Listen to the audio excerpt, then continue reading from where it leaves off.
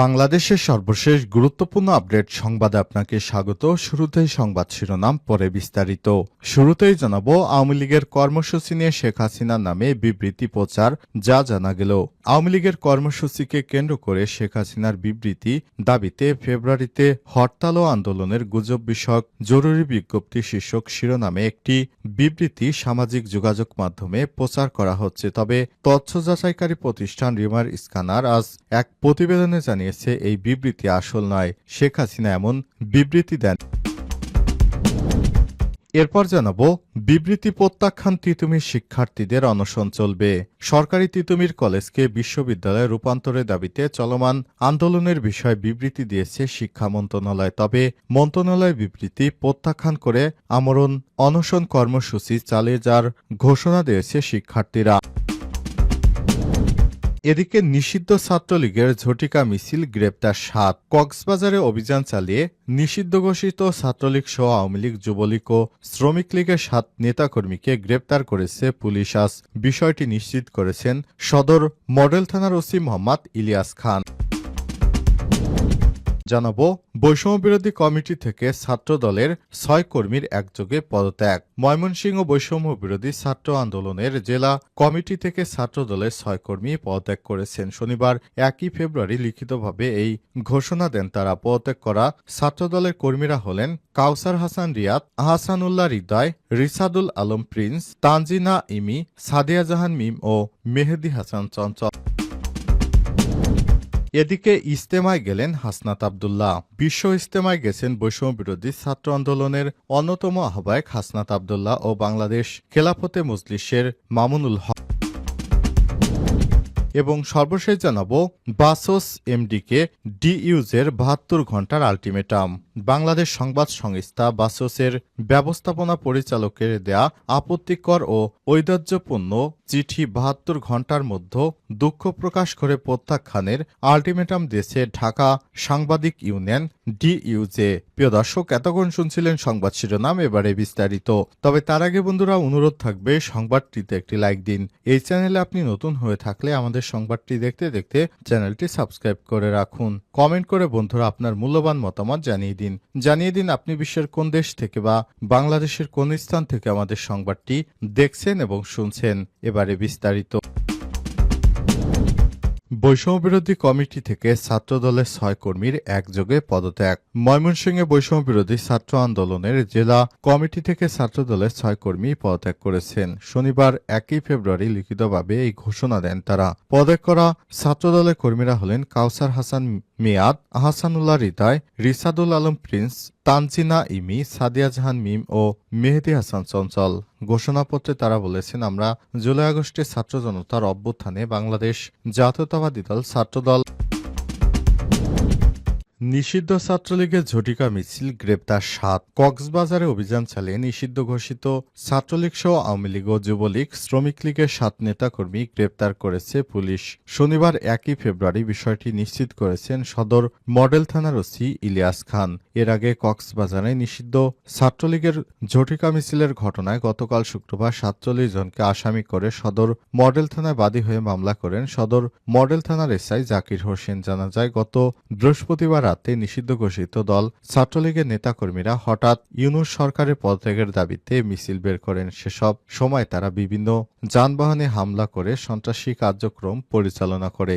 সাবেক এক ছাত্রলীগ নেতা, বর্তমান শ্রমিক লীগ নেতা মিজান প্রকাশ বার্মা মিজানের নেতৃত্বে নিষিদ্ধ ঘোষিত ছাত্রলীগের নেতাকর্মীরা এই হামলা চালিয়ে শহরে ত্রাসের সৃষ্টি করে। পরে এই ঘটনায় কক্সবাজার মডেল সদর থানায় ৪৭ জনের নাম উল্লেখ করে একটি দ্রুত বিচার আইনে মামলা রুজু করা হয়েছে। ঘটনার পর থেকে ওসির নেতৃত্বে শহরের বিভিন্ন এলাকায় অভিযান চালিয়ে আওয়ামী লীগ, যুবলীগ ও ছাত্রলীগ, শ্রমিক লীগের ৭ নেতাকর্মীকে গ্রেপ্তার করতে সমর্থ হয়েছে পুলিশ।